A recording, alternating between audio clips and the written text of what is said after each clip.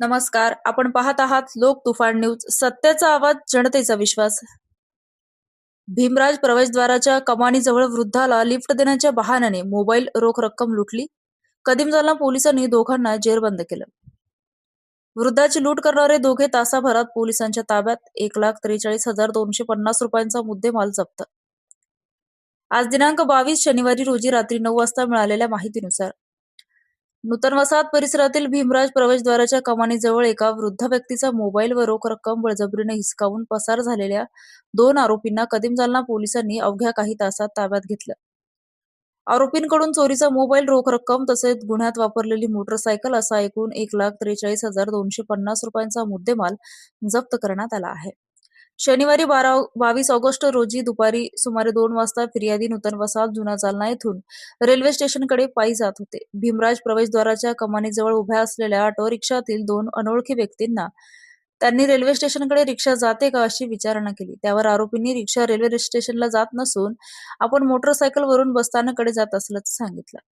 त्यानंतर आरोपींनी फिर्यादीला मोटरसायकलवर बसवून घेतलं. काही अंतरावर गेल्यानंतर त्यांच्या खिशातून 18,000 रुपये किमतीचा विवो कंपनीचा मोबाईल व 250 रुपये रोख बळजबरीने काढून घेत आरोपी पसार झाले.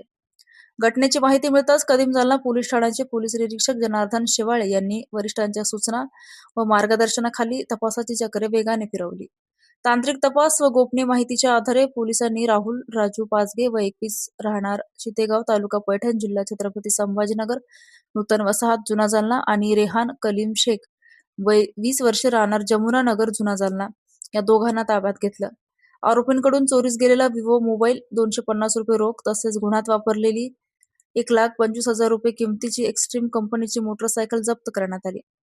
दोन्ही आरोपींकडून इतर गुन्ह्याची माहिती मिळण्याची शक्यता असून त्यांनी यापूर्वी अशाच प्रकारचे गुन्हे केले आहेत का, याबाबत पोलिसांकडून सखोल तपास सुरू आहे.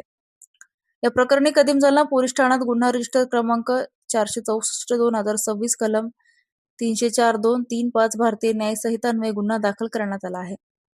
सदरची कारवाई पोलीस अधीक्षक तेगबीर सिंधू, अप्पर पोलीस अधीक्षक विक्रम साळी, उपविभागीय पोलीस अधिकारी अनंत कुलकर्णी, उपविभाग जालना यांच्या मार्गदर्शनाखाली पोलीस निरीक्षक Janardan Shewale, police head constable Sachin Chaudhari, Sada Rathod, Dhanaji Kawale, police constable Matin Shaikh, Dilip Gaikwad, Imran Khan यांनी केली आहे.